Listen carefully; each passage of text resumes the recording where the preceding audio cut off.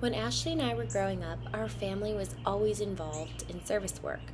I don't remember a time when our parents weren't encouraging us to help others and get involved. Whether that was local charities or traveling abroad, it just became part of who we were. But everything changed when we met Monica. I'll never forget the first time I met her.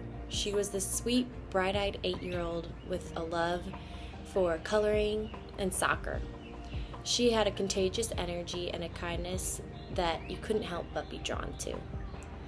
Monica lived in one of the most vulnerable communities in Guatemala City, communities that surround the garbage dump in Zone 3. Her family lived in a tiny tin shack that was about 10 by 10 feet. One of the biggest threats to them were rats, and I remember hearing that Monica and her siblings had to be treated for rat bites, which were known to be life-threatening, especially for babies because of the diseases that they carried.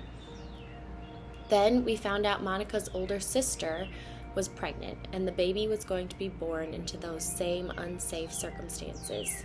We couldn't just sit by and do nothing. We knew something had to change. One day, Ashley and I were sitting in algebra class, and we were brainstorming ideas on how to help.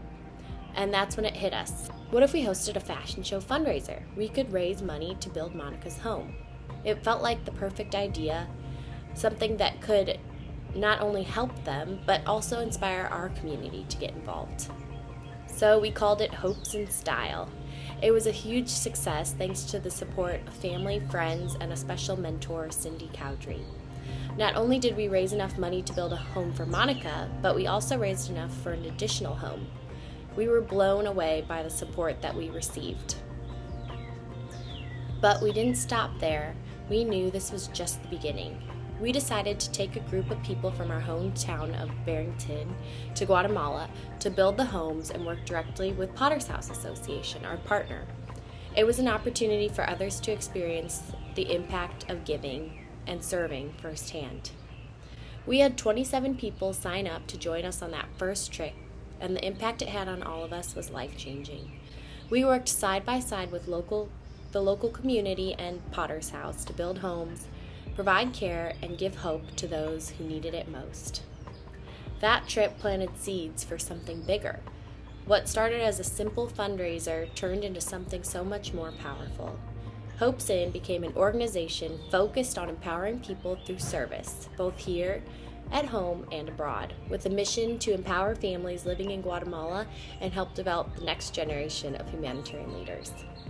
Since that first trip, we've had the privilege of leading over 550 volunteers to Guatemala, building 57 homes, creating a medical endowment, founding a program to empower teen moms and young girls in Guatemala City, and hosting more than 12 weeks of medical clinics in partnership with Potter's House. It's been incredible to see how far we've come.